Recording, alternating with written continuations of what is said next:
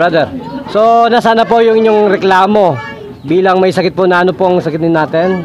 Diabetes. Diabetes. No, so nasaan na po ang labo ng diabetes mo?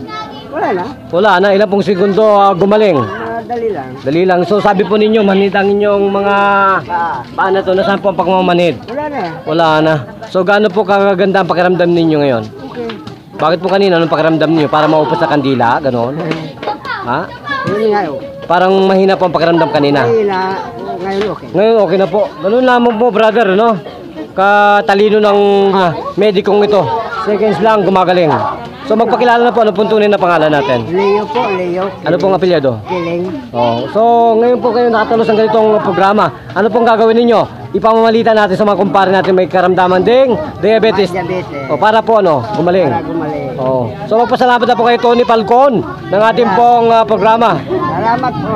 Tony Falcon. Tony Falcon. Yan po ang ating kagabay sa ating pong serbisyo libre publiko. Para po makarating tayo at magkaroon po ng gasolina ang ating motor na to na talagang hirap na sa buhay. Ano po? So magpasalamat po muli talaga sa Diyos. Salamat po. Yan, okay. Ito po ang ating kaibigan at papatrol, Brother Jun Nogueira, nagsasabi, mahal ka ng programang ito. Thank you, Mr. Roxanne. Bye-bye.